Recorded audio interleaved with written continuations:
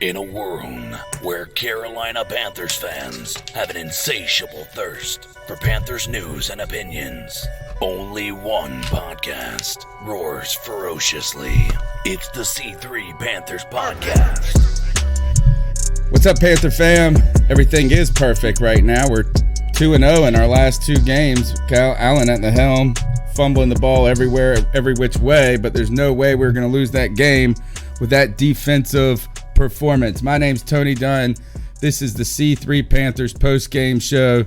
Tonight's show, unlike the poor infographic, is Panthers at Texans. I'm here to chop it up with my buddy Cody Lashney. How you doing? I'm doing wonderful, man. Listen, anytime the Panthers are celebrating the W, I'm celebrating. There's so much to talk about, man. I'm ready to go. The chat room is already lit with the regulars, Underground West, Jake DeLone, Michael Wade, Sarah Taylor, Daryl Traxler. Everybody's here. We're good to go. Tony Dunn. Ain't nothing to it but to do it, brother. Let's roll. We've got Greg Schlager in the house, a.k.a. the Bat Daddy 52. He's feeling good and bad all at the same time. Happy about the win and a little hopped up a little, aren't you? Yeah, just a little bit, man. Had a little procedure done. I'm good to go now, just recovering. And, you know, when you're recovering, they give you the stuff that makes you feel good. So try not and to. lots of Batman and DC comics from what I can tell. Oh, man. Yeah, I don't really get to vacation much. In fact, I haven't vacationed a lot at all in the last few years. But Do it, but to do it, brother. Let's roll. having Greg Schlager in the house, a.k.a. the Oh, no. What is hear going somebody. I hear somebody. I heard myself. I'll get rid of that. Somebody's Can y'all hear me now? computer. Yeah, Yep. you're good. That must have been me. So, Talk, man. All right. It's okay. but anyway, we forgive yeah, you. I'm here, man. I'm happy for a win. Let's talk about it. All right, you guys, we're hanging out in the Vivid Seats studio. We're going to be looking at this win with Panthers, see what it means. There's already some diverse opinions in the chat room amongst the panel themselves, and you can be a part of that show by calling into the Cat Calls line. The number's 252-228-5098. We'd love to hear your calls, and make sure you participate in the show by the chat room and smashing the thumbs up button, subscribe, and remember, we're live on Tuesday nights, 9 p.m., the longest-running Panthers podcast. I just ordered some new I Stand With Cam t-shirts, limited amount, only 15 coming, so make sure you look out for those. And, guys, go ahead. The Panthers right now, the Panthers go on the road 2 games in a row. We go up against a Arizona Cardinals team last year with a just completely new everything plus a bad defense, and we are able to win in a really impressive fashion in some ways. Now, we go on to Houston today, a much tougher competition, Cody, and the Carolina Panthers came out. I want to say this before, as you guys gather your thoughts. I have been saying for the last few days that if the Panthers over the next 2 weeks, this week being one of them, to this week, the Panthers defense would have to win against Houston, Watson, that poor offensive line.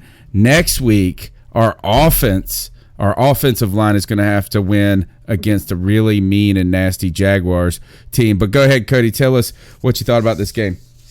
Well, yeah, I mean, you're not wrong. Listen, that defense is looking nasty, man.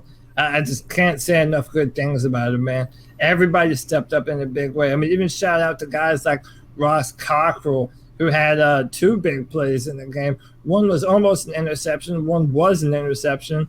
Yeah, man, listen, this defense is nasty.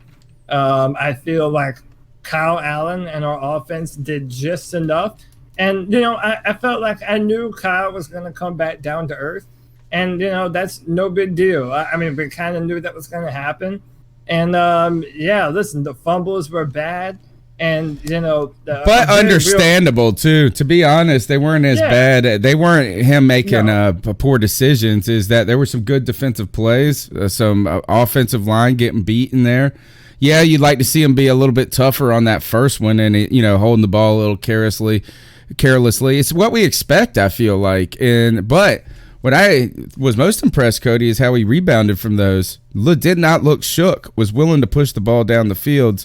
It shows you how much more when you can make defenses be honest right there, guys. It really opens up more for Christian McCaffrey and more underneath. Yeah, it really did. And listen, Kyle Allen, part of evaluating the quarterback position is pocket awareness. And you have to know that if the weak link of your offensive line is your tackles, and you have J.J. Watt and Brittany Merciless on both sides, then you have to be able to step up into the pocket and deliver the football. It's growing pains, man. This is Kyle's third start playing quarterback. You're going to have that kind of stuff.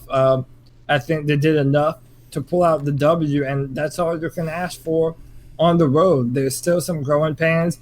I'm still not happy with the bullshit play calling. I'm going to keep the same energy on that. And, yeah, man, this defense is definitely the story of the afternoon by far. Greg, thoughts on the game? Well, I'm going to be really interested to see what's going to happen on Twitter the next few days and what the cat calls are going to be like today, because realistically, y'all, Kyle Allen didn't play a great game. Like, he had a few really good throws, but he had a lot of really bad ones that weren't brought up, and he also, had the 3 fumbles. And I wonder if the fact that we pulled away the win, masks what people are going to say or changes what people are going to say or think about this win. I'm by no means talking trash about Kyle Allen, because I feel like he's strong enough that if Cam Newton needs surgery, I want Cam Newton to have surgery and sit out for the rest of the year and recover fully. And I think we're okay with Kyle Allen because, to see where he can go. Because that, I brought the point last week that I thought that the Houston Texans were right on the cusp of being a Super Bowl team, and we just held their offense to almost nothing, and they have a few weapons on offense. So you're right. If you take away those, this game, but let me ask you this, Greg: if you take away those fumbles, though, what was bad about this game from Kyle Allen? I did see maybe one missed throw, Nothing, but that's it. Say. Yeah, actually, you're right. I guess I can say that he did have a few. Well, actually, no. I guess he didn't really have a few bad throws. You're right. I guess the 3 fumbles is really all you can put into it. But once again, the win masks that. If we'd have lost the game, wouldn't that be the biggest thing everybody's complaining about? Be a 3 fumble? Well, Tony has a point in that, Kyle distributed the ball well. He hit open receivers. Mm-hmm. And then even on the plays that he missed, this goes back to the people that criticize Cam Newton on every overthrow. It's hard to be an accurate quarterback when your pocket is being shredded. Yeah. That's that's the name of the game, man. And but listen, man, the ability to stay on his feet when you have J.J. Watt bearing down on you, and then to get back up and make the clutch throw, dude. Kyle did enough to win, man. Yeah, there's 2 miraculous plays in this game on the offense. One is the Christian McCaffrey catch. It was just so miraculous and sensational. Such a baller. It's crazy. The other one was that Kyle Allen throw after J.J. Watt, because I thought as soon as he came up, he ran 2 steps and threw it so quickly. I thought he just chunked it and didn't really know what he was doing. And then it went directly to, was it Curtis Samuel or DJ? Yeah. Whoever it was. Maybe it was right. Jerry's right. No, it was right. Yeah. Yeah. So, look, is that this is one thing is I don't want to overdog our offensive line has not been very good or great, but actually I think they've done enough, right? They did enough. They got beat. Yeah, they're mediocre, but what we saw today is that you really need everybody to win a football game. The offense has got to make a couple of plays. The special teams has got to make a couple of plays. And in this case, for us, it was Sly being perfect on the day with the field goals. And then the defense for us did win this game. They were dominant, right? To a certain degree. And now they could have been even better. And I think the most noteworthy part about this defensive performance is it comes without KK Short and it comes without Dante Jackson. I thought our pressure was exactly what it needed to be. And Cody, last week, I feel like some people, maybe it was in the Cat Calls line or something, we're talking about Ron Rivera not being aggressive enough early in the game, which is why Arizona was able to kind of dink and dunk and move in the middle of the field, playing soft zones or whatever, these the people who are always criticizing X and O's. But it's about dialing up the get natural pressure and then dialing up the blitz at the right time. And that's exactly what happened today. We got a lot of natural pressure. Some of that was from the secondary doing well. some of that was just pure outspeed. But then Eric Reed with the big sack of the game changes the game. In fact, I tweeted defense just won us the game. Now, it was slightly premature, but Cody, that defense, unstoppable. And listen, I alluded to this before the season started, that one of the things that made me the most hopeful about this defense is that we're going to be able to rotate players and still have a good pass rush, man. How about Bruce Irvin coming back from a hamstring injury and immediately producing? Homeboy was getting pressures, chasing guys to the sideline. I mean, listen, you put in Brian Burns, Christian Miller. Hey, we have to spend some time on Mario Addison, don't we? Mario Addison already has like 5 or 6 sacks on the year, man. Dude, Mario Addison is showing what he has meant to this football team for a long time. Dude, we're able to rotate players and still put in another good player. And we don't have K'Wan Short, and we didn't have Dante Jackson. So not only should you be impressed by the performance, but you were looking at a defense that wasn't even at full strength. If that doesn't make you happy about this defense, man, dude, I don't know what's going to do it for you. I mean, we might have the most sacks in the NFL right now. I don't know. If we don't, we're second to Shaquille Barrett. You that. It's number 1 is Shaquille Barrett. Number 2 is the Carolina Panthers. Yeah, because of Darrell Williams, Shaquille Barrett is the man. Yeah. Last couple points. Go ahead, Greg. I was say one thing I want to talk about defense-wise that I haven't heard anybody talking about, especially us on this podcast, is Shaq Thompson, man. Yes. He is stepping up. He is playing well. Every really big play I see Shaq Thompson either involved in it or making the play. He has stepped up. He has definitely stepped up. So I'm excited for him taking Thomas Davis' place. Even though I love TD, I was afraid what was going to happen with Shaq Thompson, but man, he has really, really stepped up and played well. I've been impressed with him. We haven't talked much about him. He has, man. He's trying to get paid, and this is his year to do it. You know, he's always had to have Thomas Davis kind of cramping his style, being on the team for so long, and what he meant to the football team. But now the reins are all Shaq's, and you're right, man. He is showing up on plays. Dude, he's trying to get a brand new contract, and kudos to him, man.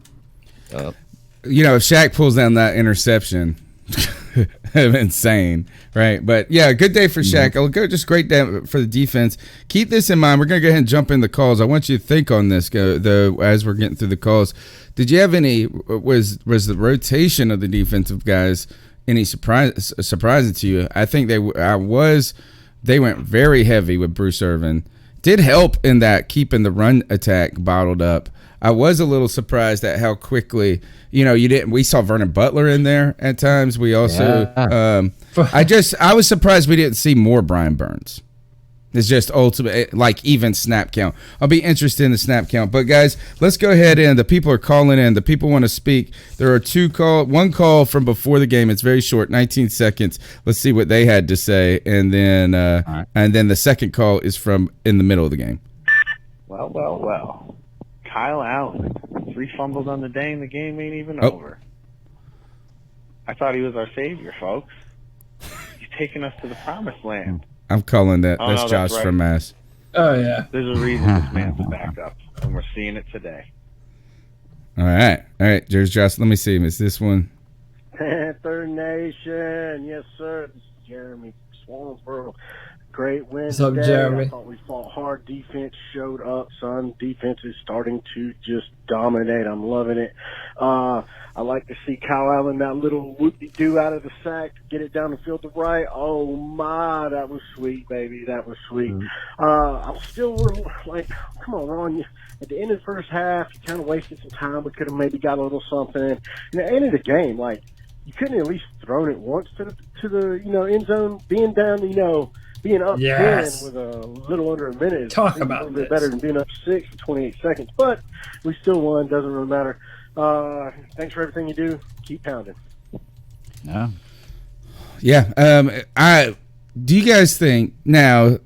You said that if we wouldn't have won today, the talk would have gone to Kyle Allen and the fumbles, and that's true. You can't win turning the ball over. Or it's hard to win with turning the ball over. It's amazing we were so in this game despite that, but it shows you how great our defense was. One of the only things that worries me about Kyle Allen at this point, and it's not a worry, it's just this, is that right now I feel like he's having enough success to where he can shake it off. Now, today was a real test on his mental fortitude, turning the ball over that many times and then still coming back and having the guts to push the ball down the field, to stick with plays, not collapse. So very impressed there. I'm just it's kind of one of those things is what happens when the defense doesn't play good after a couple of games. And I'm more thinking in the long term, in maybe 2 years, can you keep up that almost young boy naive optimism without getting shook? But right now, I think Kyle Allen has made our offense far more diverse than it was, and we saw with Cam in those first 2 games. And we're going to have to talk all Tuesday night about the Cam video. Oh yeah. There's so much to talk about. Josh is in the chat doubling down. He said, Allen was lackluster, kid was trash. Listen, Josh, I love you, buddy. I disagree, man. Listen, we look at Kyler Murray, and what's the difference between Josh Allen and Kyler Murray right now? Both of them are kind of up in the air. They haven't really looked great. I never judge a quarterback based on their first year starting, because there have been some great quarterbacks that have had terrible first years in the NFL. With that said, man, listen, it's his third career start. I don't know what people want from him. He made some fantastic throws. He didn't throw any interceptions. He moved the ball down the field when he had to. He understood the defense. He made good decisions with the football. Listen, we know that Kyle Allen is not Cam Newton. He's never going to be a Cam Newton. But I really don't know what more you could ask for from a backup quarterback at this point. I don't trust Will Grier to have done what Kyle Allen just did. Oh, no way. So, no way. Yeah, man. Yeah, not at all. So, listen, all Kyle Allen has to do is be good enough to put a W on the board and move on to next Sunday. That's all he has to do right now. And it's looking like the defense is going to be able to do the rest. So, listen, I'm more than happy with Kyle Allen. I don't blame him too much for the fumbles. He's learning on the job right now. And you're going to have that sometimes, and you have to work through that. Yeah.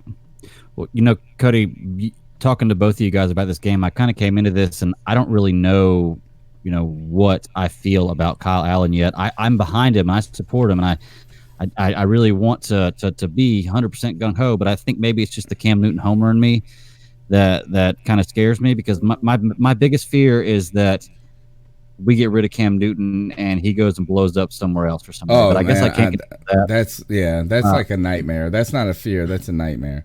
Yeah, that's kind of. Hey, that's a nightmare for everyone. But I think that it's too early to even think about that kind of stuff. And I know we're not talking about the Cam video yet, but that also kind of put my mind at ease. I think they trust Kyle Allen to be enough right now. If he had another 4 or 5 touchdown performance, then we'd be having a different conversation. But he did enough to win us the football game. That's all you can ask for right now.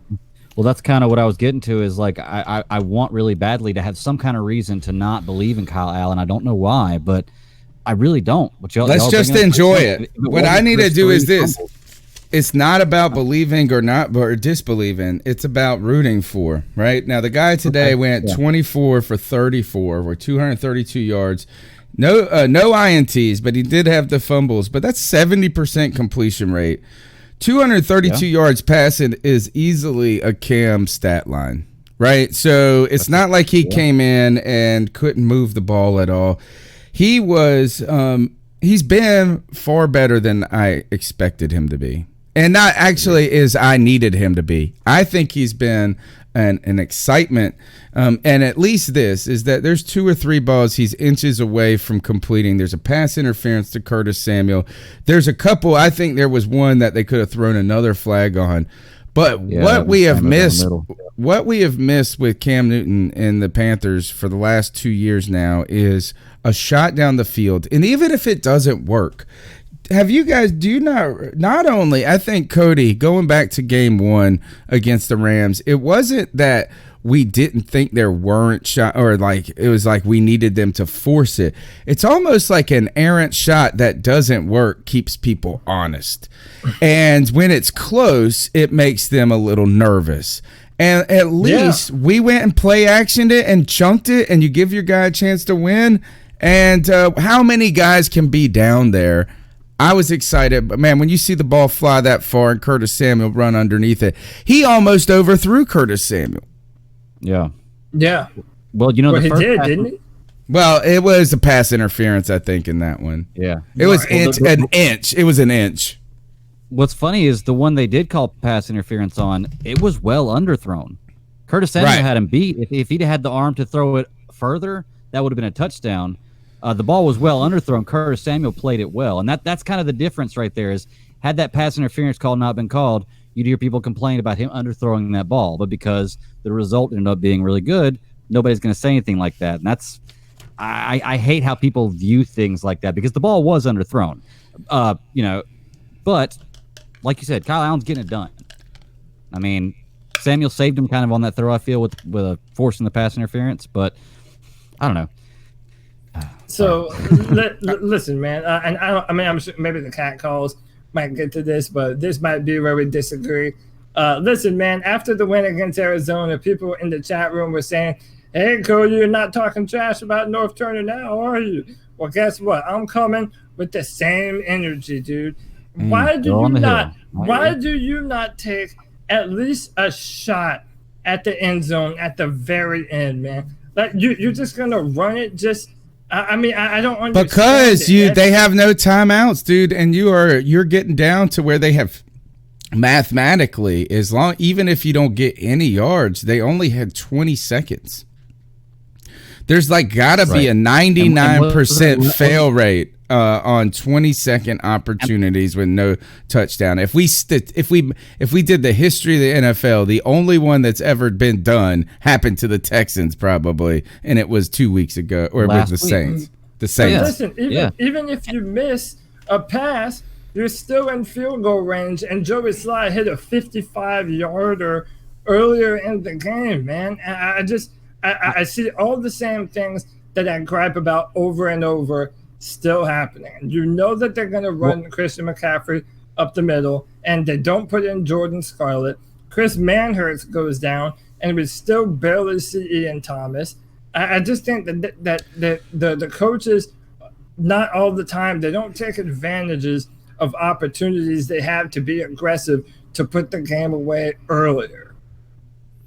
Well, I don't know. To that I can say I think the difference there was just saving them 30 seconds of gameplay, which you saw last week. They were down. Was it last week? Whenever they played the Saints, and John Watson went down and scored in 2 plays. Went down the whole field in 2 plays and throws. So if you have the option to give him 40 seconds less to have a shot to do that, I'm taking that away because I'm not giving him a full minute when I can give him 28 seconds. I had zero problem with this call, Cody, and one is to add to this is that how well our defense was playing.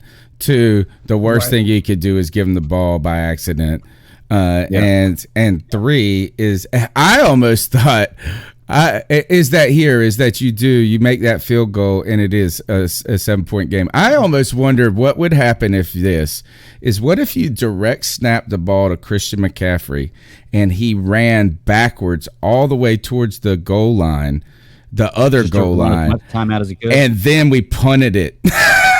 That's a Madden trick. Right there, what that is. That is, I know.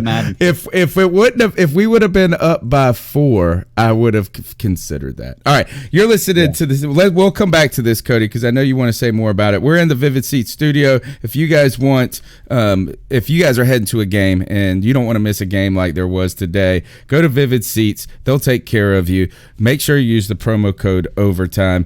Let's get into the cat calls. The number's 252-228-5098. What up, C3? Man, I'm just so happy we were able to pull out the win. So happy. Keep pounding. We got this. Kyle Allen played great. Stocks going up. All I got to say is, just got to keep the ball in his hands. But keep pounding, baby. Good win. Good. I'm out. All right, let's keep pounding with these calls. To the point. Hey, y'all, this is G. Cavassier. Man, What's what a up, game. G? Man, what a game. Hey, first things first, our damn defense came to damn play today, y'all. I'm telling you, man. How many sacks was it today? True facts. Was it 6? Oh, my God, today. man. Last And week. surprise alert, Vernon Butler actually made a damn play. Holy shit, man. For the first time in his That dude career. made a play, About man. 3 years Hey, too late. man, Kyle Allen, you know, you got to hold on to that ball, man. I mean, I know you had, 3 turnovers or whatever, man, but it's okay, man. That one play when J.J. Watt was coming and that dude ducked and he threw it to Jarius Wright, tell me that wasn't a good-ass play. My God, man. I'm telling y'all. Panthers, dog, defense is legit this year. It really is.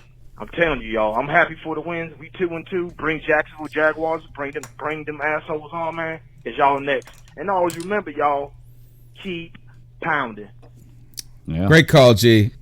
Speaking of that defense, while the focus and the toast of the town continues to be on how we've actually been getting to the quarterback, we have said in the last couple of shows, so many of these sacks have actually come from just good coverage, initial coverage. Shout out to James Bradbury, who continues to play lights out.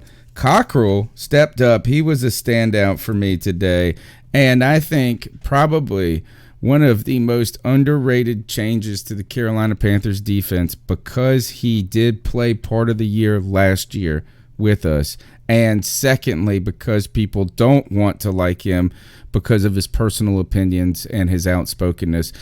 Eric Reed has meant the world of difference to our team. We have gone years and years without any real answer at safety. You know why we didn't call Trey Boston's name today? Because nobody was getting beat. The only time you talk about the free safety is either when they're getting a free blitz or they're getting beat. Right now, Eric Reed has made a difference to our secondary, and I am excited about it. 100%. I would almost be willing to say that we've got to be in the conversation for the best secondary in the NFL. With you have a healthy Jackson, you have a Bradbury and an Eric Reed. Man, that's some three pretty locked down corners right there, and I'd be willing to put us up there in the top in the league. Cody, and we rarely ever are in that conversation with DBs. We're definitely up there. And I remember before we signed Eric, Tony and I were talking about, it doesn't matter if you love or hate the guy for his political stances or whatever, all that dumb shit, whatever, man. Eric Reed, if he comes on the team, is going to be a great help to this football team and vastly upgrade our safety position. And now that you have Trey Boston back there who can play the free safety role that he was always designed to play and always should have been playing in his time here in Carolina, now you're seeing the benefits of that, man. And again, shout out to Ross Cockrell. Not everyone is a starter in the NFL, but sometimes your number is called and you have to go perform, man. You have to go and play like a starter, and Cockrell did that. And, also considering Ross came back from a leg injury before the start of last year, hurt his leg during training camp.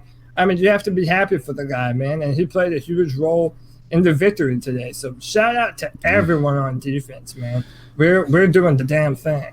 I don't think we can. I do think we're onto something with Eric Reed's contribution to this defense, because we've tried to go two ways with the secondary for the last since Mike Minter, and that is we either get a guy who's a little bit long in the tooth or very long in the tooth who doesn't make mental mistakes, or we've tried to put some unproven young talent in there who might have, be a little faster, more athletic, but is making too many errors mentally.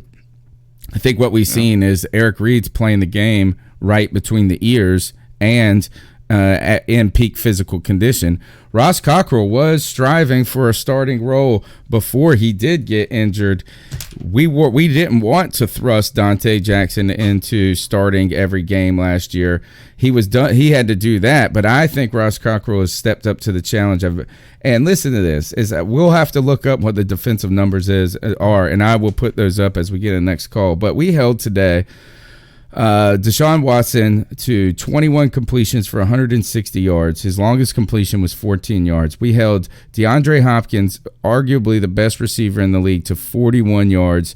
And the next best receiver was Will Fuller with 23 yards. These guys got no passing game, and it was a combination of the secondary playing well and the defense getting after it. It was fun to watch. Yeah. It's nice.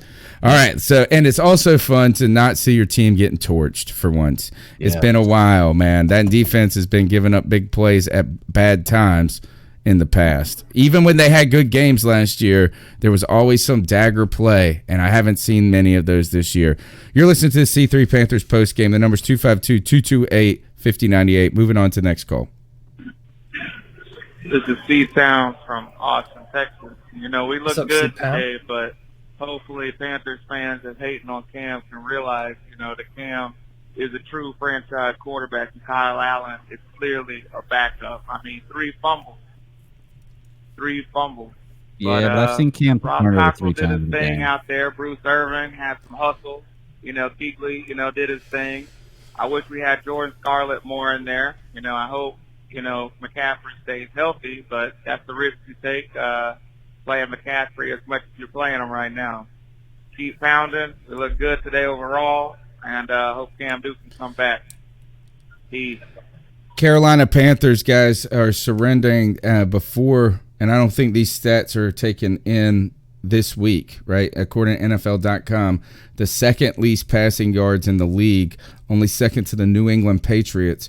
The New England Patriots are averaging 162.3 yards per game allowed in the air, and the Carolina Panthers are averaging 166.3. And given that our number today was 160 yards on the dot, we'll have to go look up what Buffalo did, where we should remain at the tops of the league. This is an underspoken story among the defense. While the sack numbers are there, the coverage is there as well. Let's keep pounding with the calls. Hey, boys, it's Cody up here, or CK up here in Roanoke. Just trying to call in. Sorry I couldn't make it on the podcast today, but I'm trying to make it Tuesday night for sure. Hey, boys, that was an incredible defensive outing. I mean, I know there was a couple of plays that went our way, but dang on, man, that defense. The fact that we've held pretty much every quarterback to under 200 yards that we've played is just astounding to me.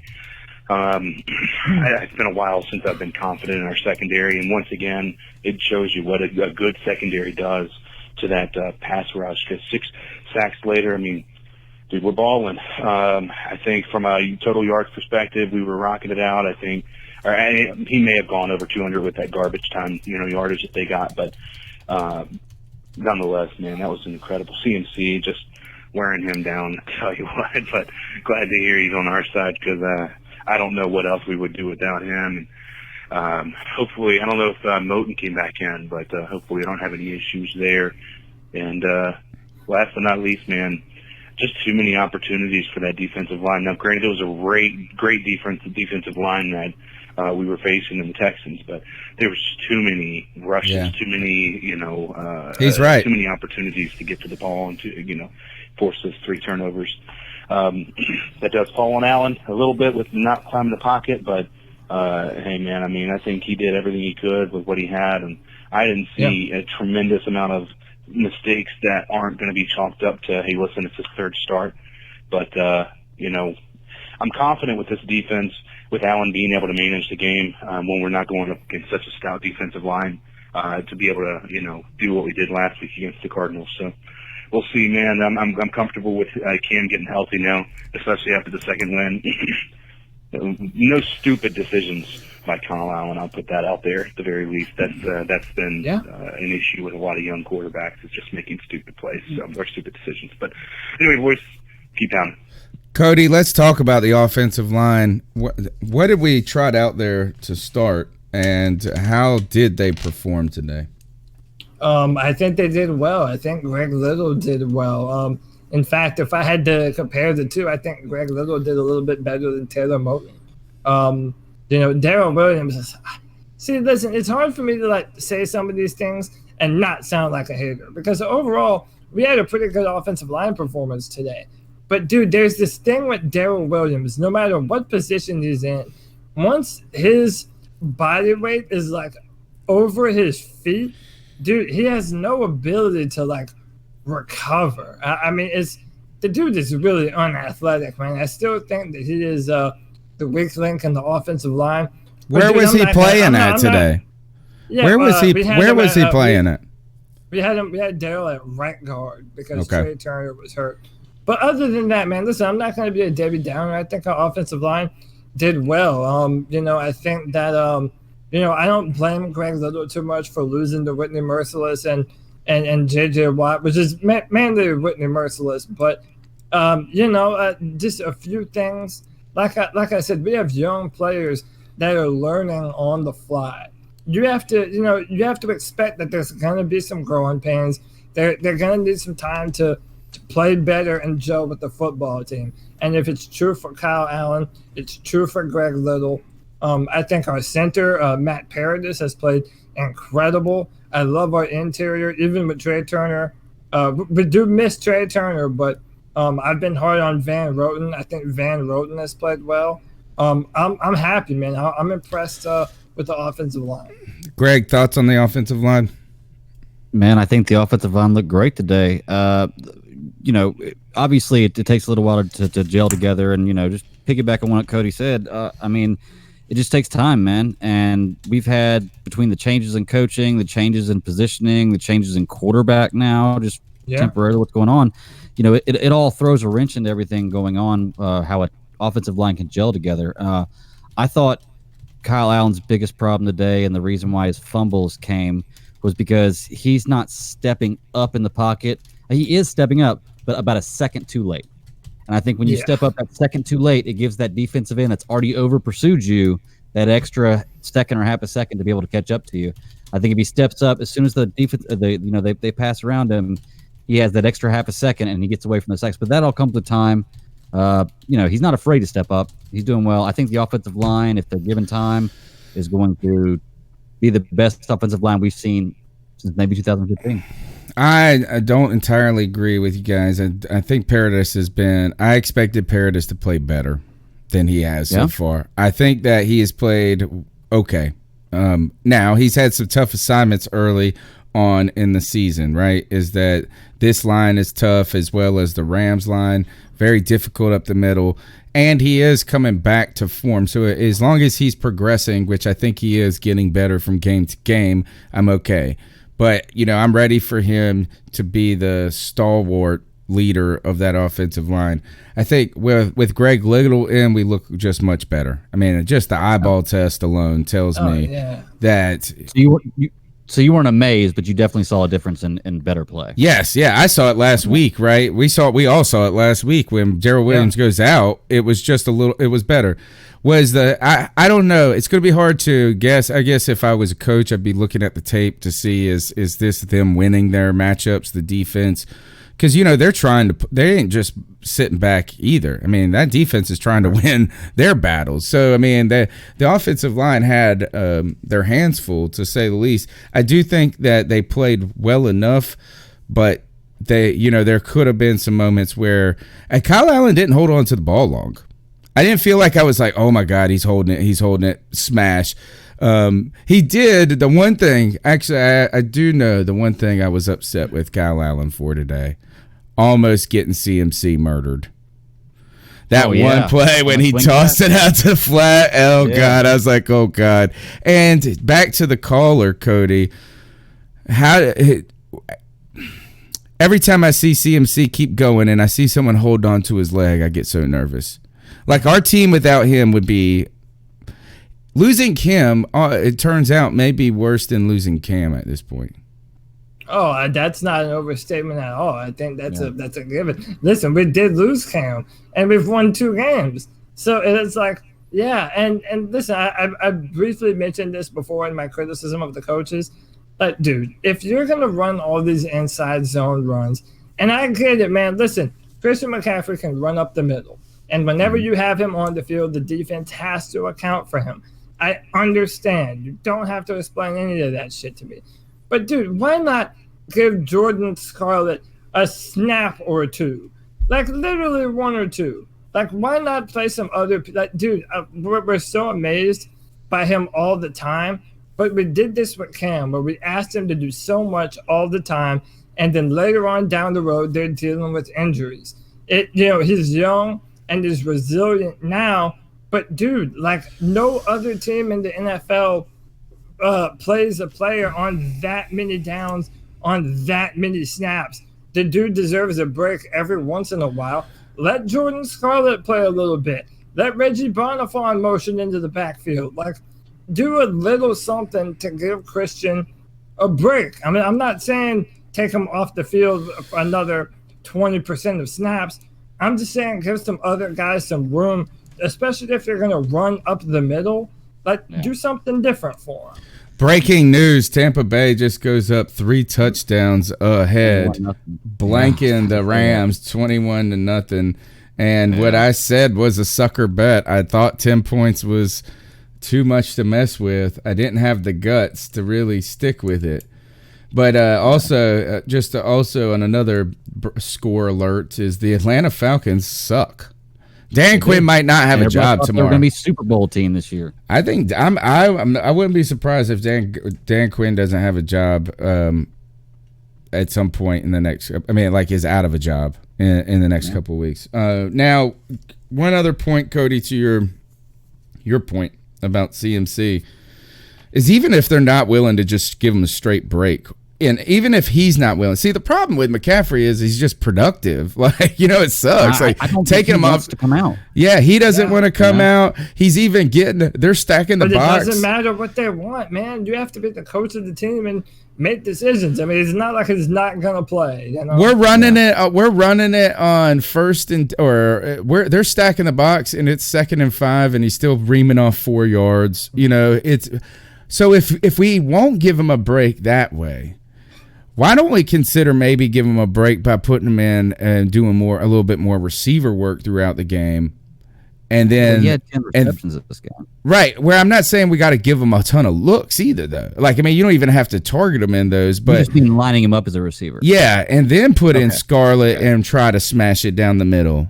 A couple of times at the very least. Can you protect him that way at the very minimum? So, Tony, you're talking about maybe doing some new, exciting, innovative things. It's not innovative. Offensive play calling. Is that what you're saying? It's not innovative. It's nothing special. It's nothing special. Tell that to Laura Turner, bro. You know something, Cody? I want to disagree with you so badly on this, but I can't. I know. I can't because I want to see Christian McCaffrey out there as much as possible, but this is not a video game. No, like if I'm playing Madden, he's out there every play, But I would like to see him preserve. Guys, I don't care what anybody says. He's got to be a top 3 candidate for MVP of the whole league this year right now. He's a badass, man. He's a badass. Yeah. So. Yeah, I mean, I don't know how anybody. The only reason he wouldn't be at this point is because he's not a quarterback, right? All right, you're listening to this. He's got to be close to the top 3 or 4 in reception yards. I think he is a shoe-in. I think you're right. I think he should be a shoe-in for MVP right now. But at the same time, is that you're always going to have the especially with Mahomes and doing the magic he's been doing. Yeah. Yep, I get that. All right, next. I do think that he's on track for 1,000 rushing, 1,000 receiving, though. Oh, I mean, well over. So, so hey, man, dude, power to him. He would be the 3rd running back in history to have done that. I mean, come on, the dude's a baller. I'm starting to think that like he's that I'm going to be disappointed if he doesn't do 1,500 and 1,500. You know what I'm saying? Like at this point, That's only about 85 yards a game receiving and catching, which is man, and he's been doing it. You're listening to the C3 Panthers podcast. Let's keep plowing through with the calls. What's up, guys? Chef Jeff Hodge here. What's up, Jeff? I am thoroughly shocked that we won that game. Defense played amazing. But can we get Kyle Allen some stickum or something? Because that boy cannot hold on to the football to save his damn life. Thank God he came through in the clutch and we stuck out the win, but that's just going to come back to bite him. Can't put the ball on the ground 3 times and expect to win every weekend. Oh, no. But we won, so that's good. Point number 2, apparently, according to Cam Newton, he didn't tell nobody he was hurt in his new YouTube video. Well, duh. I'm pretty sure I said that in my last call. Still, the onus is on the coaching staff to notice that he isn't right and pull him out. But and like the medical said in his video, staff. hopefully when he comes back, he'll be good, and we'll still be rolling. Keep pounding, guys. I can't wait to talk about this on Tuesday, guys, because it is strange. First, it was very hard for me to hear that Cam hit it. Second, how do you hide it from the medical staff? They're the ones looking at the MRIs. They're the ones looking at all of this. And if it is that bad, maybe he just said it wasn't as bad as it was. But, yeah, I think there's something reasonable there. And maybe, to be honest, in some defense of Ron Rivera, he was frustrated throughout that process. And maybe it was because he didn't feel like he was getting the honest position from Cam, and he – didn't know how to handle it, I mean, imagine saying, well, we're benching Cam for Kyle. I don't know. We'll talk about that plenty on Tuesday night, though. Let's keep pounding through with these calls. Yo, C3, what's up, y'all? This is Nova Black. Y'all know Nova Black. The win against Texans in Texas at Texas Stadium, whatever the name of the stadium is. You guys know we went in there. It was a defensive game. I don't know how many sacks we got. 5, 6, 7, whatever it was, man. We was jack on defense today. We balled out. Offense plays all right, up and down. You know what I'm saying? Listen, man, our boy, what's his name? I can't even remember that clown name, but he got moved from left tackle to right guard and was still getting beat like a damn. I told you, this dude, Dal Williams, is Byron Bell Jr. And y'all know what else? We won, though. We won. Yeah, we won. And it's because it don't matter. We 2-2, and guess what? Cam will be back soon. Kyle Allen playing good ball. I ain't got a chance to look at the tape, but when I look at the game tape, I'm going to let y'all know my thoughts. It ain't going to be too much. But anyway, y'all, keep pounding. I want to keep this thing short and sweet. Let you guys know I love y'all, and I'll catch you guys later. And I'll definitely be either tuning in or calling in or both for Tuesday's show. Y'all take it easy. I'm out. That's what it is. Shout out Nova Black, man. He's a legend. He's the champ. He's the champ. Yeah. Good luck dethroning him. I'm trying to see exactly how many sacks we had, but was a lot. I am happy that I'm not the only one that sees that. Even though our offensive line played pretty well, Darrell Williams still, dude. That guy's not far from being on the couch. I'm telling you, man. Dude, his balance is so bad, dude. It's so bad. We had 6 on the day. Yeah. That's 14 in the last 2 weeks, man. Did we have any going into week 3? Yeah, we had to have. I'm sure we did. I don't remember, man. I think we may have had 1 or 2 maybe in the first 2 games total. I thought Brian Burns alone had enough. Well, that was preseason. Yeah, I feel like he still did some things in that first game. But still, you had a sack from Shaq Thompson, you had 2 from Mario Addison, you had a half one from Elliott, a half from Brian Burns today. Vernon Butler gets a sack. And that's it. Weird to hear you say that. One guy, though, that I feel like has been kind of invisible has been McCoy. He has been. I just don't think he has been. Now, I'm not saying he's not playing. For me, it's kind of like it could be like what people said about Poe last year. It's just because the numbers aren't there, do we associate that with him not playing well? He has not put a stamp on this defense yet. Didn't he? So have I'm a waiting sack for today. He was there, but they didn't credit him for it. He was there in that one where, because he got, and he is not on the list at all. Yeah, I was gonna say he's not been playing terrible, but he hasn't had that one big play yet that we've seen. Like you said, it's just a matter of he hasn't played bad. We just haven't seen anything, really worth talking about. Yeah, and maybe I'm there with y'all too. I mean, I'm not down on Gerald McCoy. I'll say this, man. Like, I think that you start to see the benefit of having good edge rushers when you do have so many guys on the defensive line. And I think having Gerald McCoy here, a part of the reasoning was, well, K'Wan Short is also going to be on the field. You're going to have to respect one or both of them. And right. But I have noticed him getting pressures. And one of the things that you have to consider is, even though you didn't sack the quarterback, if you're able to pressure the quarterback and get into his pocket, then yeah, it does affect the throw of the football, like I was saying earlier with Kyle Allen. He didn't make the game book today, dude. Right. Well, yeah. I mean, he's not even in the game book. I've checked it 3 times. He doesn't have no tackles, nothing today, which is surprising. Does it tell you pressures? Give anything up either? What's that? Does it tell you pressures or hurries? No, just as in the final defensive statistics, they give you tackles, assists, combo tackles, sacks, yards, sack for loss, tackles for loss, and pass defended. What is interceptions. What are Qs? I don't know what Q is. Fumble recovery. Anyway, he's not up here. He didn't make the book, which is surprising. I mean, I wonder how many times in his whole career he never made the defensive statistics list.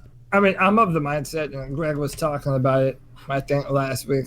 Whenever Luke doesn't have a great game, whenever you're going to have, whenever you have so many talented defensive players, you're going to have a game or two where some of your bigger names kind of disappear a little bit and don't do as much, but they don't have to, He hasn't been a liability. So, Gerald's fine. I'm fine with it.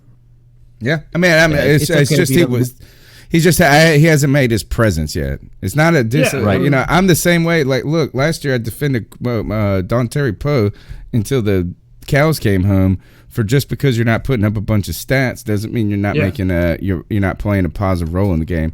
I just figured that at some point he would have eaten a little bit more by this point.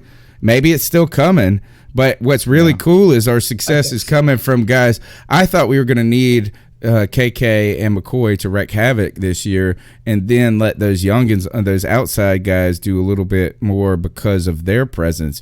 Right now, those guys are doing it on their own, it looks like. Yeah. Well, the big thing with McCoy is we haven't heard his name a lot, but that's not necessarily a bad thing because we haven't seen a lot of missed tackles. So I mean, he hasn't missed a lot of gaps that he's supposed to fill or whatever. Like it's not a bad thing if we don't hear a lot about him. That means he's not doing really bad either. We're so deep. We're so deep, guys. That's the point that Cody brought it up earlier. Is the rotation? Think about this. Is that I don't know how many snaps Vernon Butler got, but it could only been so many. I don't remember hardly seeing Kyle Love, Don Terry Poe, McCoy, not because they didn't play, but if you're not looking for them on the specific plays that they played, you could be looking at the defensive line. And the next play is a completely different bunch. Yeah. Yeah. It's really it's intriguing how they're able to get their rhythm so quick. And that actually might be the real toast of the town there, is that guys on very limited snaps are producing. Right. And we've talked about this with Christian Miller last week, is he only had 24 snaps and he still had 3 plays. That's impressive. So if you're listening right now, we appreciate your support. Be sure to tune in on Tuesday nights. We're live 9 p.m. Longest running Panthers podcast. We're on iTunes, TuneIn, Stitcher, Spotify, wherever you get your podcasts. Go ahead and smash that thumbs up button. Call into the Cat Calls line. The number's 252-228-5098. And there's some I Stand With Cam t-shirts coming in the mail in the next week. So if you want one of those, you can still grab a limited amount of those, as well as this commemorative t-shirt that I'm wearing right now. Keep pounding, honoring our game in London against the Bucks. And the Bucks, I believe, are still putting it on. Wait, somebody just had a big play. 21-7. 21-7. Gurley had a really nice touchdown. Ty Gurley's still awesome. All right, let's go to the next call. Hey guys, this is DJ in Raleigh. Another good, solid win today to get us out of that 0-2 hole. Kyle Allen, once again, game manager, didn't do too much. There were some questionable throws that I saw, but for the most part, just once again did what he needed to do. Christian McCaffrey did what he needed to do, but the defense really stepped up today and shut down that Houston Texans offense, and I'm proud of them. Luke, Eric Reed, all those guys, I'm proud of those guys. They really stepped up today. Good, solid win. Now on to Jacksonville. Thank you guys. Love the podcast, and keep pounding. Greg, you brought it up earlier when it comes to Shaq Thompson, right? Where I've celebrated Eric Reed, and Cody has never, ever wavered that Luke Kuechly is still the best. Guys, the defense is that if our defense starts playing like a Ron Rivera defense, right, to where we have not been sensational to start the season. People have been able to score a little. We've been good. But imagine if this defense turns into sensational and you start seeing Curtis Samuel running those deep routes. And Christian McCaffrey, there's a lot of ifs, there's a lot of wishing that my aunt was my Uncle Cody. But it's still, you got to be excited by it. Yeah.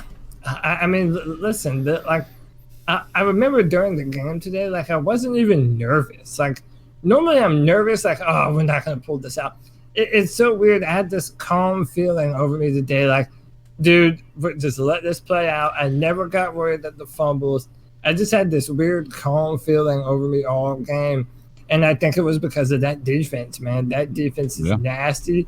I do want to see it perform against a better offensive line. I don't think I would say that. We know the Cardinals aren't great, but the Texans aren't that great either. I don't necessarily know when we're going to have a real offensive line test to go up against. But, dude, listen, this defense is balling out right now. Everything that you could want from them, that's what they're delivering on. So, Luke Kuechly is the man, and now Shaq Thompson is showing the promise that he's felt that he's always had. Bradbury is playing lights out. But, we've been up and down on him. I know Brother Herbert can't stand him. But, dude, he's shutting down top receivers. So you have to love what this defense is doing right now. Yeah. The defense is definitely playing lights out. One thing I noticed, though, other than defense that was really good this week that I never noticed really before was when Cam Newton's playing, we're always snapping the ball with 2, 3, 1 second left on the clock. It's always in that range. Today, we were snapping the ball with 12, 14 seconds left on the play clock, on the play clock. And I'm wondering if that has anything to do with the difference in how good the pass rush is. Because if you're down to 2 or 1 seconds, it's coming in 2 or 1 seconds. If you're at the line with 14 seconds left and you're snapping the ball at 12 or 9 or 8, it's got to keep the defensive line guessing a little bit. So do you think that has anything to do with how well the offensive line is meshing together, and maybe that's giving an advantage, having more time for them for the defensive line to not know exactly when you're going to snap the ball? It's possible. Listen, I wish that they would have done that for years now. One of my biggest criticism of Ron Rivera has been clock management and how many times we'll just waste timeouts for no reason at all. And it was better today, thank God. Bill O'Brien actually had worse clock management and timeout management than Ron Rivera, which is hard to do, but hey, shout out to Bill. And listen, I do think that there is some merit to what you're saying. If they have to snap the ball soon, that defense is getting ready to feast. We definitely need to get the ball out quicker, run plays quicker.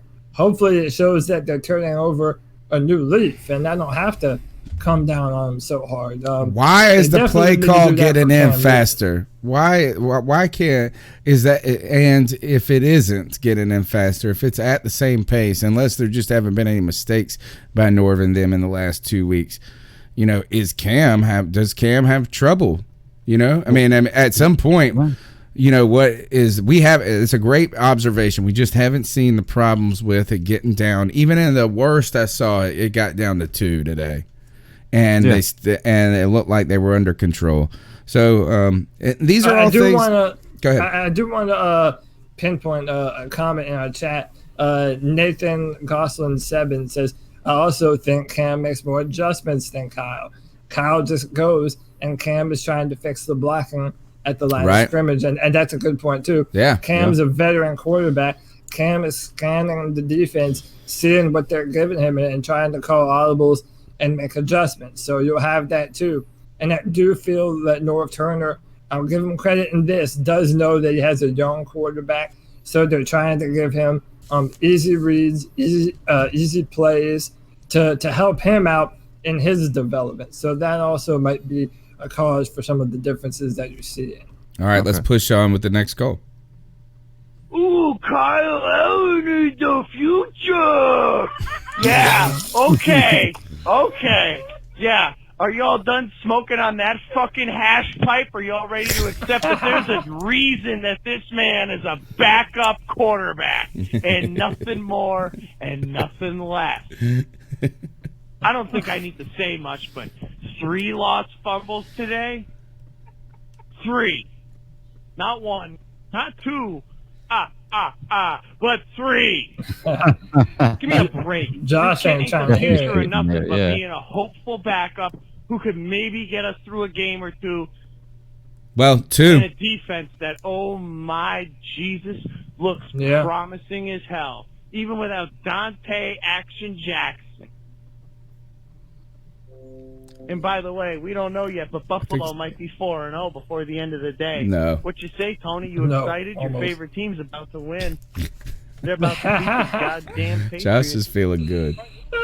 Josh is feeling fine, dude. It's possible. He feels better than Greg. But they could beat the damn Patriots. I feel pretty good. Calling it, harassing y'all, letting you know who's boss. Keep pounding, kids. All right, this is the eternal Cam Newton component of and dynamic that has existed for the whole time, right? It's like it's almost you have to love Cam so much that you can't even cheer for people that are contrary to, or you know, that aren't Cam. Here is that maybe that is if he is just a consummate backup and he is our consummate backup right now. This is a promising that he's 2-0 at this point. Right. And, you know, I was of the effect, and I've always been of the position, and I had not ever had my thought pattern shaken until today, maybe, or last week, that if Cam went down, that we were there's just no hope. Mm-hmm. I don't know what the problem is with Kyle Allen is that I think winning if week to week is within his realm. I don't know how we would do walking into a playoff game, you know, how you contend against a team that's playing like, can you go to the Super Bowl with Kyle Allen? I don't know, but man, it's nice to know this, as I'm going to 4 more games. Next week is going to be one where we're going to be doing a post game, hopefully at Cody's house, where after the Jacksonville game, and you know, when he wasn't coming back at first, I was like, guys, I'm going to have to go to all these games, drive 4 hours to Charlotte, drive all the way back, spend all that money. But, man, they're putting a decent product out on the field, and a decent enough that we got 2 W's. Yeah.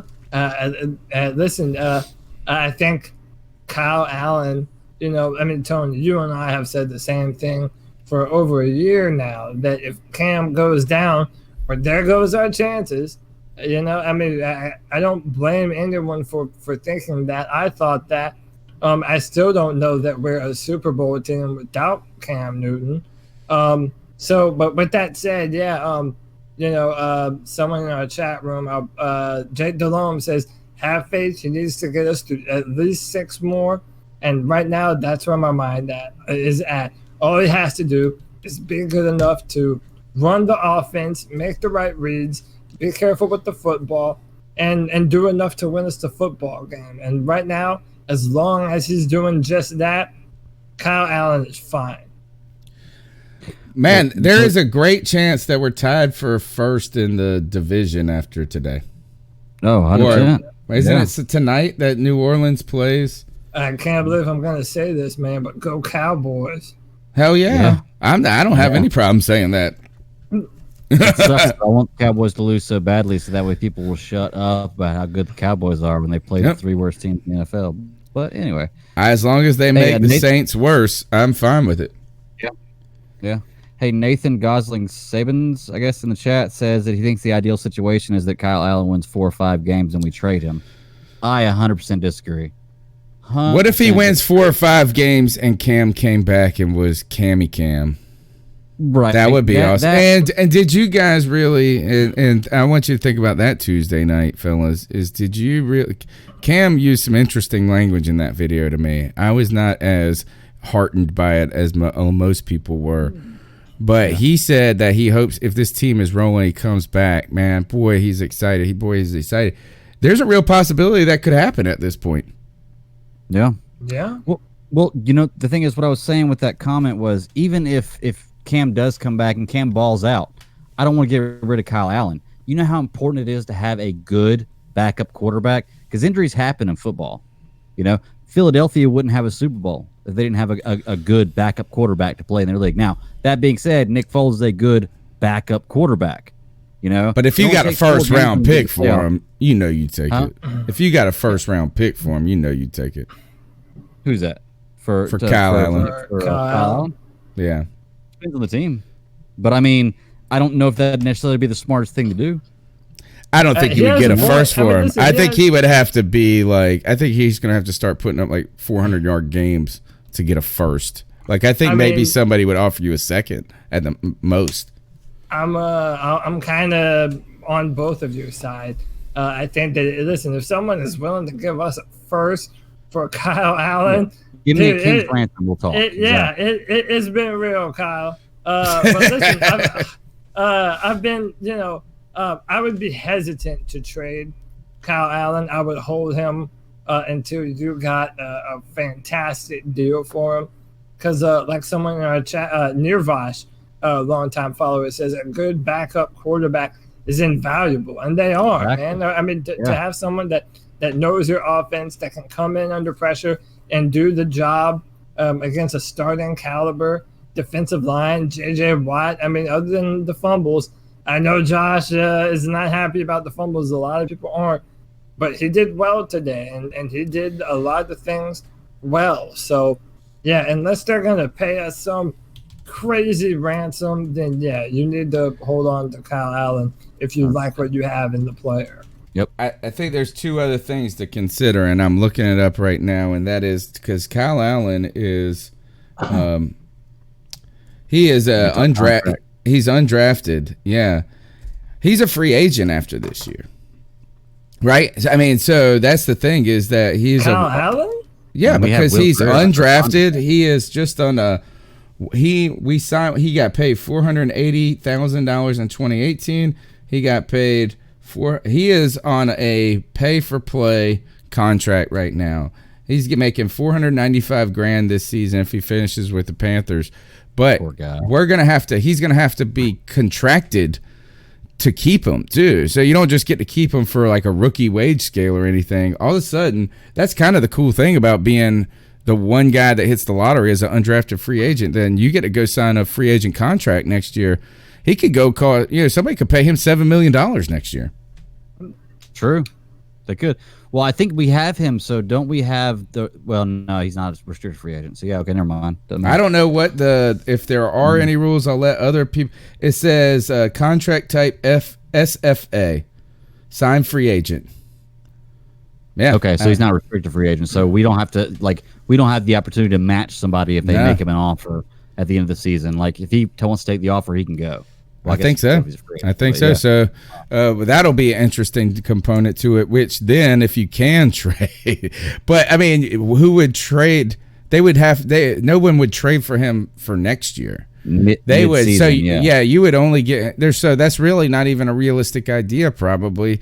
Is the only way it would happen is if, the Chiefs, if their quarterback went down right before they started the playoffs. Yeah, and they had to have somebody a warm body. Yeah, exactly. Even then they would. Past that point. Or that's past the trade deadline. Yeah, you're right. Well, Yeah. Listen, it all depends on how Kyle Allen plays. I mean, James Bradbury, Shaq Thompson. There's a few guys this year that, I mean, this is their year to show out and get paid. So, I mean, Kyle Allen has a literal golden opportunity in front of him. I mean, we're talking about a guy that's bounced around Texas A&M.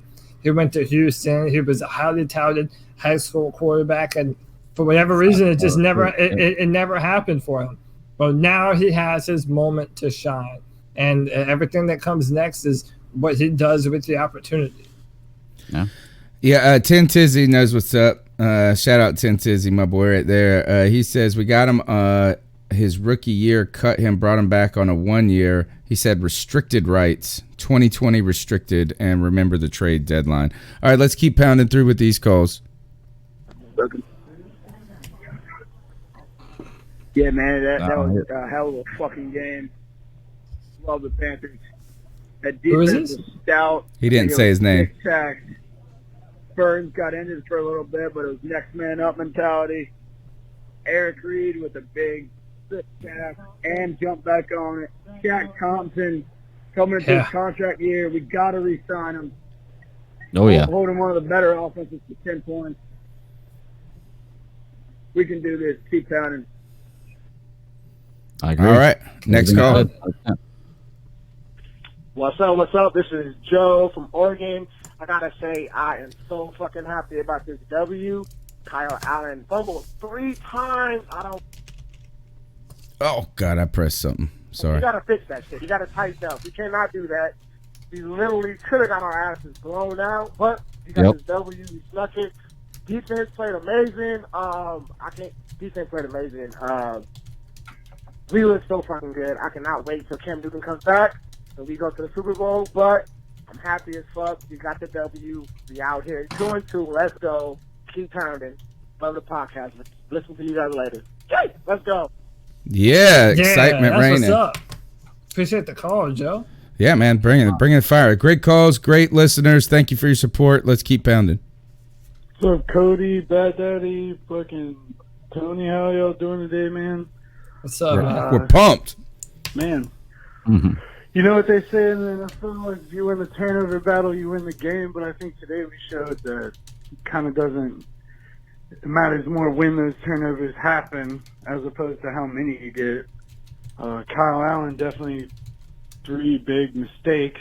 They weren't interceptions, but still, ball security is kind of concerned. But I think when we look at DJ Moore, he made the same mistakes early on in his career, and he's developing well now, and we haven't seen those mistakes in a few weeks, so can only hope for the future. I don't know if you guys watched Cam's YouTube video earlier this week or not, but it looks like we might not have him back for, a few weeks. Man, Eric Reed played. In the fourth quarter, Eric Reed had some of the biggest plays I've seen our defense make. Bruce Irvin played well. He definitely got away with the face mask, though. We just look so solid inside, guys. Yeah. I'm really excited about this defense. I've never seen anything like this since maybe our 2003, 2004 team, where our defensive line was scary, and this time it's like they're scary, but we're deeper. It's not just, Brinson Buckner, Chris Ruckers, Julius Peppers, like, having those core players. It's like we didn't have KK Short today, and we still got to one of the most elusive quarterbacks multiple times. Like, 6 times we hit him? 7 times? I forgot the, final count, but I'm excited, man. This defense looks good, and our we hit coverage Deshaun a lot.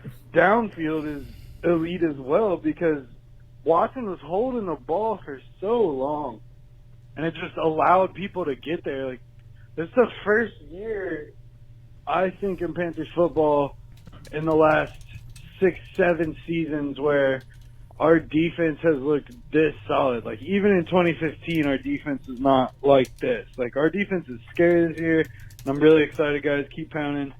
Can't wait for the podcast. All right. When it comes to I've heard a lot of criticism about Watson holding on to the ball too long. Likewise with that caller, and while I don't think he's getting it out at the fastest of rates, I thought that while we didn't sack him quickly all those times, the pocket was collapsing quickly. And it took a moment for him, like he was just getting, it was almost like he was being enveloped. And it was like, what can you do when the pocket's shrinking from the front, the back, and the sides at the same time? And it was quickly. It may have taken him a while to get to the ground. The pass rush was relentless. Super relentless. And listen, it's like I said earlier, it's hard to be an accurate quarterback when your pocket is decimating around you. Listen, I even put this out. It's like the Texans have a game plan of hope Deshaun Watson makes a play at some point. Just hope that he does something crazy and makes a play. So again, it's an occurring thing with that team.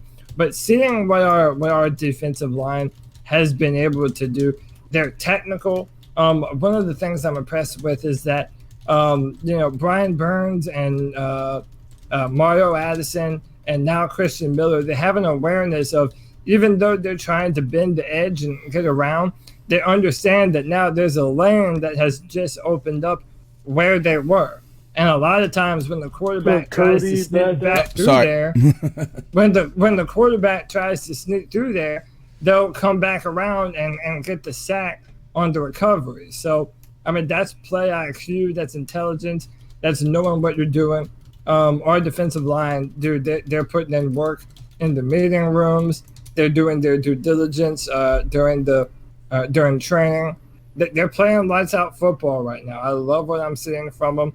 I'm hoping that this is the type of defense that we have rolling into November, man. That's when you want your defense to play their best football.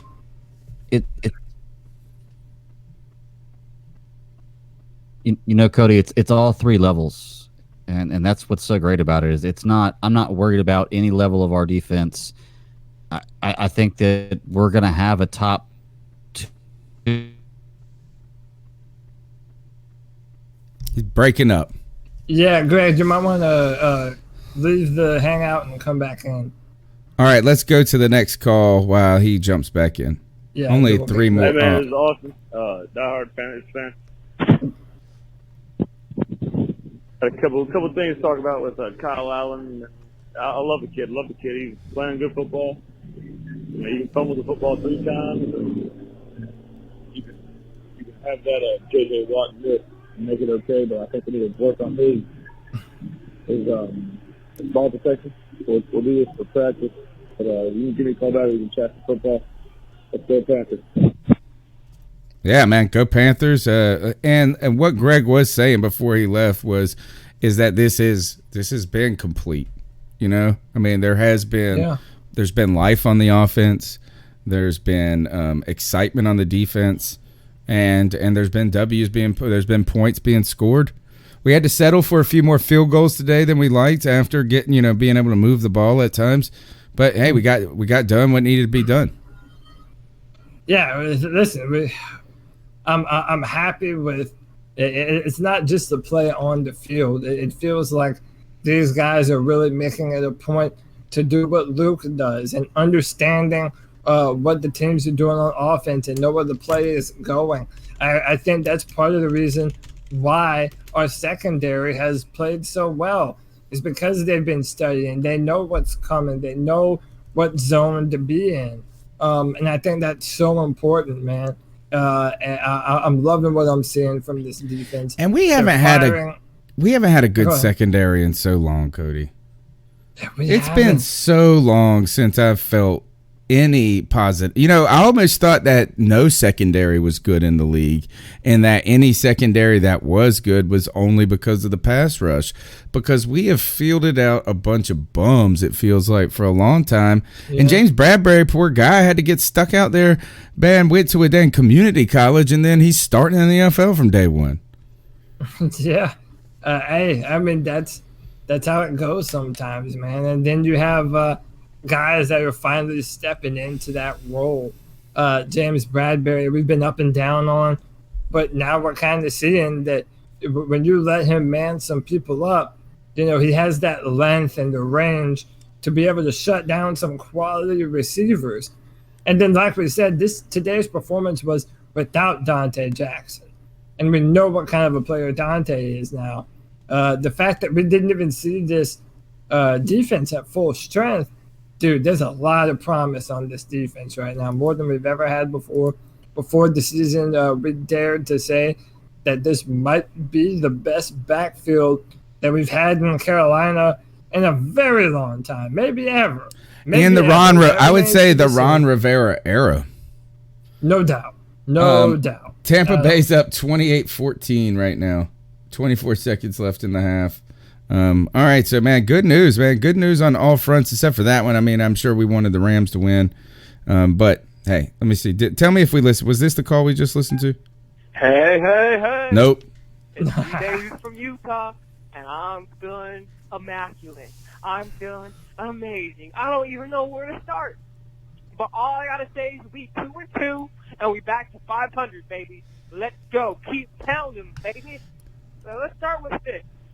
Whoever says Kyle Allen is ready to do this, Kyle Allen is ready to do that, and he can take us to a Super Bowl, let alone win the division, or an NFC championship, y'all need to check yourself.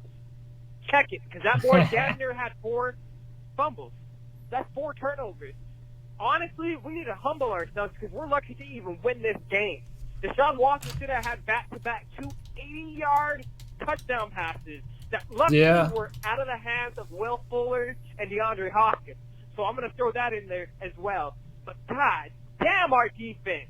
I've been telling motherfuckers our fucking D. And what did I tell you what was going to happen when that bad man Bruce Irvin came back? He was going to offer speed, agility, strength, pass rush. He could stop the run. That's what we were missing from this fucking defense. And before this, we were ranked second. Before this game, fellas, we were second in pass defense and fourth in total fucking defense. We won this game off of a defensive performance that was amazing. Yeah. We bust their ass. We fucked them up. I'm about to start this celebration, please, because I'm feeling immaculate and I feel great. This is amazing. That's a good call. That's a good call. Hopefully the Bucks and the Saints boot that L up and sit on that fat ass L and take that L. Like, come on, fellas, we nice. These are defense. We nice. Like I said, this is without Dante Jackson and without KK. We played amazing on defense, fellas. We played amazing. So, hey, on to the next one. Hopefully the Saints and the fucking Bucks lose so we can be tied for first place, baby. Let's go. Keep pounding. Your boy out here in Utah holding it down with this fucking snowy weather we're getting right now. Let's go! Let's go! I like your call. Love that call. Tony, what was that? Did you catch that guy's name, the guy from Utah? Here, well, I'll play it again real quick to see what it says at the just beginning. the first name. Hey. It's G-Baby from Utah. G-Baby. G-Baby, bringing the heat. G-Baby, listen, Nova Black is a legend of the C3 podcast. But, dude, that was the best cat call we have tonight, man. How do you not love that excitement, that enthusiasm? Dude, how do you say? We nice. We nice right now. We nice right now. We need to run a contest on the most hype cat call. Well, he won for tonight. He won for tonight. Except for this, he lost on, I think, for someone who took a drudging last week, myself, about my position on Kyle Allen. I think people keep saying or acting like Kyle Allen had a bad game today. And there was really only one fumble in mine that was his fault, and that was the first one, or the running one.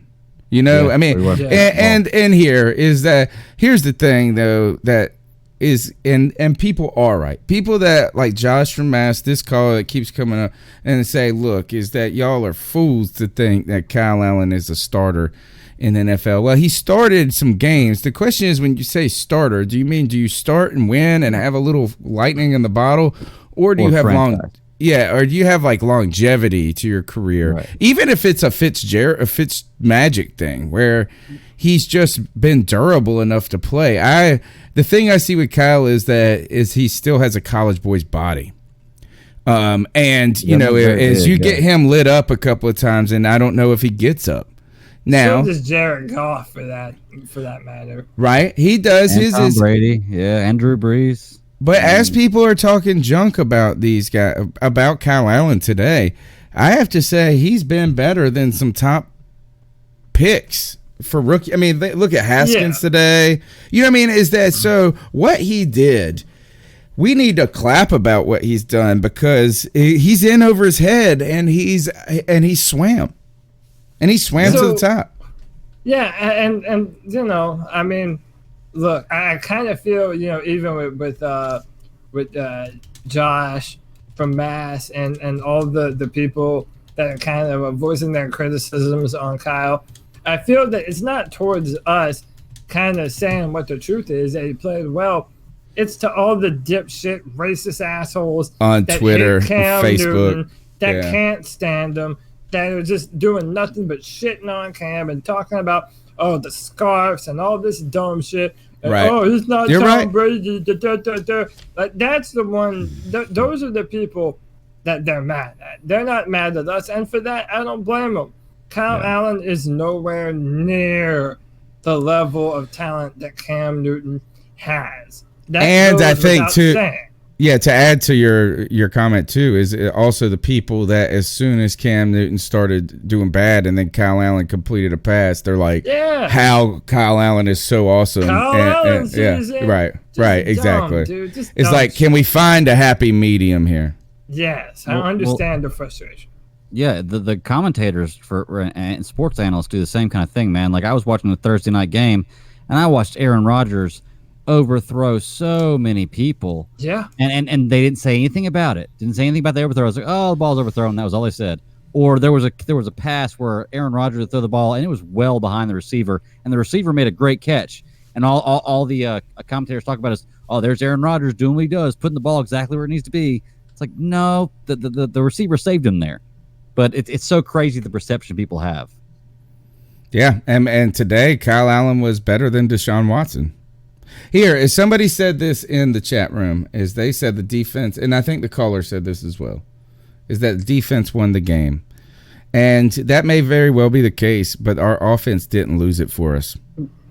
They did enough. You know, they complimented the defense enough. Could they have done some more? Certainly, right? But they did not put our defense in an untenable situation. And to point this out is that is what the injured Cam Newton offense did the first 2 weeks. They put our defense in some very tough spots, and some of those are just giving the ball up, not converting, but just getting gassed by the end. The defense in this, not only are they their conditioning getting better by week 4, you know, so these guys are back, they're starting to hit that mid-season stride in their conditioning, but they also didn't get put in just terrible situations. They did. The one, and in fact, the only time they were a touchdown was given up was because of a Kyle Allen fumble.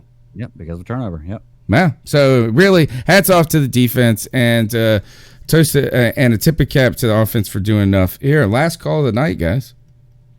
Hey, this is the Utah. Hey, can we just give it up for our defense? So seriously, fellas, like I don't think the world understands what's about to fucking hit them this season with our defense. Like, my God, I don't want to jump the gun. This is the same color. One of the best defenses we've ever had. Yeah, he's hyped. And I'm talking. Yeah, you are jumping the gun right there. No, I will put our front seven up against anybody's front seven. Anybody's He's excited. He's I will excited. pick Carolina, and our back end is nice. Like I was telling y'all, we are second in pass defense. Like, what does that tell you guys? We're getting the pass rush, and it makes it easier for the coverage to develop. You know what I'm saying? So, my God, that defensive performance, man.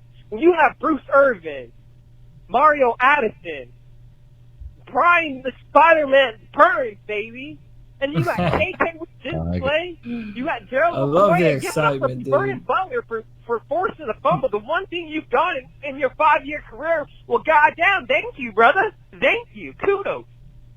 Like, you guys, this defense is forming in to be one of the best defenses Carolina has ever seen. And our pass rush is looking great. So we got to, I still feel like we got to work on our run defense. You know, our run defense isn't as nice as what it has been in years past. But we're going to get there, fellas. We're going to get there. Hey, all I got to say, we 2-2. We're looking pretty good, you know what I'm saying? New season. We're looking nice. He is We're feeling 2-2, good. at worst, one game back from the lead. Keep pounding, baby. I'm Man, out. two good calls. Two good calls right there. Go ahead, Cody. Well, yeah, listen, man, I agree with you, Tony, that it's too early to say that. But, dude, what did we say before this season, man? You have Dontari Poe, K1 Short, and Gerald McCoy. That's a legit defensive interior. Then we have Brian Burns, Mario Addison, Christian Miller, now Bruce Irvin. We have guys to be able to rotate the edge. Luke Kuechly, I don't even need to say anymore. Shaq Thompson is balling out. Jermaine Carter Jr., who we never talk about, has been, I would say, a pleasant surprise. And we just got done saying this might be the best defensive backfield of the Ron Rivera era. So maybe he's not far off. I mean, it has to pan out. But, dude, right now we are doing everything at a high level with a lot of talented guys on defense. And, dude, what more could you want, man? G-Baby might be right by the end of the season. And I'm leaving the door open for that possibility. How about that? Yeah, go ahead, Greg. We can have one of the best defenses in the league. It's not one of the Panthers' best defense. It doesn't have Julius Peppers. And there's no player that dominates their position like Julius Peppers did. Not yet. Yeah, we don't see him yet. I think Luke Kuechly's very close. Right. Yeah. Here's the thing. He's definitely one of our best. I'll give you that. But I'm not going to say it's the best. If you say Brian Burns. I would put Luke above Peppers, but that's a whole nother discussion. Okay. That's a whole nother discussion. It's kind of hard to compare position. Right. Here, a couple of things about the defense that stick out to me is I think Cody brings up a good point. One is that, we very well could be one of the best defenses the Panthers have. We don't know yet, but we do have one of the more talented defenses, I feel like, player by player. Deeper. Right? Yeah. Like when we look down the list of players, I think some of our defenses, like on paper before the season in the past, haven't been as impressive and then come out and play just insane. I mean, you think about, to me, the year, it's going to be hard. I think one of the best defenses I've ever seen the Panthers have was 2013 when we had 60 sacks. True. And then we had Charles Johnson had 10. Greg Hardy had 10. KK had 10. Luke Kuechly was all over the place. That was a team right there that I thought the defense, and we went. I think we won 12 games that year. 12-4. Yeah, we were 12-4 that year. And our offense couldn't put up but 20 points a game. Our defense, it was at one point we were sitting there saying this is 85 Bears defense, and the same in 2015. We had a really productive defense.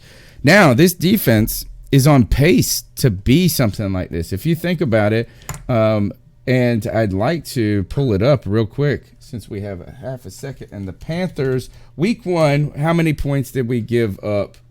20 or 30. 30. Was it that many? Yeah. Yeah, because we could. Now, here's the other thing, too, is we could have won every game we've been in. We could easily be 4-0 right now. Very easily be 4-0. So we put up, all right, so we let 30 against the Rams, you're right. We let the Bucks put up 20, the Texans put up 10, and the Cardinals put up 20. So we're averaging 20 points a game given up at this point. If our scoring defense is not that great. Right, but it's gonna, if you take that Rams game out, and if we keep producing like this, then all of a sudden we're gonna start talking about it, right? We're gonna start talking about week 1 through 6 is a lie. I'm telling you, especially the defense. Your defenses really don't start to turn it on until later, and I feel you're starting to see what it looks like when our defense does turn it on. I don't expect to see a finished product week 1 through 3, but like I said, man, going into late October, early November, that's when you want to see your team firing on all cylinders. And it looks like this Panthers defense is on pace to do just that. The next point that I want to make about the conversation of defense is that while I'm not ready to say it's one of the best Panthers defense, or I'm even thinking that it will be, and it could be again, I think it's impressive how good it's been given that we had a whole schematic shift. And we did have a schematic shift. We brought in a completely different group of talent. You know, we went away from big defensive ends, and we have committed to the 3-4. It's a split, and don't get me. It's not a hybrid, folks. It's not a hybrid. The split is this. The split is we're either in our defensive ends are either standing up, or we have more nickels. We're in a nickel or a dime, right? So sometimes we're putting a lot of defensive backs out there, but we have not seen the traditional kind of we haven't seen any three linebackers out there at the same time. Mario Addison has been exclusively standing up, and he's been so productive. So I think we have to really hats off that we're this good this early, and we're still learning the defense. You know, a lot of these guys, McCoy hasn't played in it before. Kuechly's never played in it before. And those guys have been ahead of the game so much because they're smart about the game as well. So they're going to get better at it. And then the third point about this defense, I think that's the unsold, well, two. There's two. It's kind of half to Marty Herney. And we gotta tip the cap to Rivera. Rivera's taken over the defense. He switched the scheme under a lot of pressure, potentially lose his job, and the defense is bringing it each and every week and getting better. So hats off to that. And that's the feather in Ron Rivera's cap, guys. If Ron Rivera can get back to being a defensively focused coach and then let Norv and these other guys be the offensive guys, then that's what we want to work. Yeah. Well, you know, the thing about the defense is I'm always a big numbers guy. So for me, numbers, you know, kind of trump anything else that you're going to give me back, because it's hard to argue numbers. However, there are some situations where numbers kind of lie to you. And like we were just talking about with the scoring defense, that's where they kind of lie to you, because a lot of those numbers they've scored, I think we have 21 points now that we've given up of those points that you just went over that were all very short fields because of turnovers. Right. And that changed the game up. It's hard to defend when you just came off the field and you're going back on because of turnover and you've only got to defend 10 yards. You know, so those numbers can kind of lie to you a little bit, and I think throughout the rest of the season it'll start to even itself out. But I think we're probably going to be averaging about 14 points a game. If we do that, then you're one of the best defenses in history. You know, I think the best defenses in history have given up like 13 points a game. So that's crazy. So exciting. All right, let's finish this up, guys. We're going to be thank you to all the supporters in the chat room, all the callers. It's been a great show so far. Great quality calls tonight. And it's nice to have a W. We are in contention for tying the lead with the division tonight. So go Cowboys. As we can pull to 2-2. Do the Bucks have a win? They could actually, if they beat the Saints, we would not. Ooh, if they beat the Rams, they would be ahead of us. They would have a tie. But even if they win or they lose, we're still tied with them for first because they have the tiebreaker. No, because they would have 3 losses though. Right? Oh, would they be 1-3? Okay, I thought they'd be 2-2. Let me see. Let me check there. They haven't won 2 games already, have they? So Tony Dunn, you're saying there's a chance. There's a chance we could be number 1 by the end of tonight. Well, you know what? We're not out of it. How about that? I don't even care if we're not number 1. Early. We could be through the season. Worst case scenario is we're 1 game back. Yeah. With no Cam Newton, that's insanity. After starting 0-2, it is. All right, so we'll bring we'll have all of that, a lot of football discussion, more in depth as we get to rewatch the game, see what the storylines are coming out on Tuesday night, 9 p.m. Join the longest running Panthers podcast out there. Remember, call into the Cat Calls line. We love to have a locked and loaded calls on Tuesday. The number's 252-228-5098. Smash the thumbs up button, subscribe, tell a friend about the show. Cody, tell them about your Twitter handle and how they can jump to you about football in the next couple of days. At Cody Lack, CODYLAC. Hit me up on Twitter. I'll talk about anything you want to talk about. Yeah, man, that's me. Hit me up. Who's your dab on them player of the game? In fact, oh, you know what? I have not. Hold on. Yeah, where is this sound effect? I got to bring it back. Greg, go ahead and tell them about your contact information. We'll finish the show with the dab on them. All right, good deal. You can find me at the BatDaddy52 on Twitter. You can also talk to me through my other podcast at SCS Podcast 1 on Twitter. And we are the Super Civil Servants Podcast. We talk about movies, comics, books, TV shows, all kinds of stuff. Hit us up. Drops every Monday. Let me know what you think. And me and Greg finally decided on something I'll be able to come on his show about and rap with him. We're going to be doing Game of Thrones. That's right. Game of Thrones with Cody. So I'm looking forward to it, brother. He bullied Greg into it. But here we go. I found it. I just like doing it, man. Dab on them folks. Dab on them folks. And dab on them folks. They like seeing it. Tell me what to do. Dab on them folks. All right. This is where we're going to name our player of the game, guys. I'm going to pass the mic first to Cody. See what you got. Yeah, man. I feel there's a lot of good picks tonight. But I'm going to go off the beaten trail, man. I'm gonna let Ross Cockrell dab on them, man, because like I said earlier, you're not always a starter. You go through adversity. You injure yourself at different times. But, when your number is called, you have to step up and play some big boy football. And damn it, Ross Cockrell did exactly that tonight. Shout out to number 47, Ross Cockrell. Dab on them, folks. I'd like to see what the people in the YouTube chat, who they got, who you're dabbing on, and I'd love for you guys to tweet me your dab on them, folks, pick of the week. Greg, who you dabbing on? Who's your player of the game? So this is player of the game, like who I thought played the best of the game. Yeah, yeah. Or okay. Your standout. You can define it however you want. Okay, well, this is kind of low-hanging fruit, but Christian McCaffrey, man, he is he is disproving the stereotype. He is proving everybody wrong. And for some reason, he is still not in any kind of conversation for being one of the top players in the league. Anytime you hear about running backs, you always hear about, Saquon and Bark, or well, I guess Saquon is Barkley, but what I mean, the normal guys. Kamara, Zeke, Gurley. But I got to give it to him, man. He is on pace to be one of the best Panthers to ever play the game all around. For sure, man. McCaffrey, dab on him, man. All them haters. Mine is going to be Eric Reid. I'm going to stay consistent. Eric Reid has made a big difference to this defense in each one of these games. Has he played flawless? I'm sure no. I'm sure that you can find some points where he has missed something, but he has made an impact. He's made an impact. It looks like he's been the shot caller back there. The secondary looks composed, like they know what's going on. That's another thing that's been a problem in the past is all of a sudden the guy don't know what the hell is going on. And I think that Eric Reid has been instrumental in that. My close second, though, is Joey Sly, guys. Yeah. Graham Gano, who? Graham Gano, yeah, who? Thank you. Oh, my goodness. Graham Gano has lost his job forever. Just like that. Graham is out of here, man. Sorry for the guy.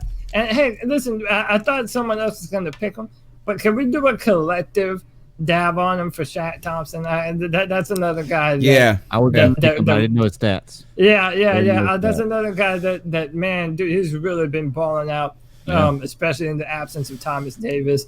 That's an all of us a collective dab on him for Shaq. 7 solo tackles, 5 assisted, combined 12 tackles, a sack for 7-yard loss, and 1 pass defended. Pretty good stat line for a linebacker. I like. Yeah. All right. Yeah. Make sure you follow the C3 Panthers podcast. Subscribe, share. I'm on Twitter at @cat_chronicles. Send me your dab on them picks. And let me see. Sly is a beast. CMC. Those are mostly the guys. What people are saying in the chat room. So Tuesday night, we're going to be here. We're optimistic, talking about how the Panthers are fighting for first place in the division. Until then, you guys be sure to keep pounding. Keep pounding. Keep pounding, baby. There. All right. Boom. In.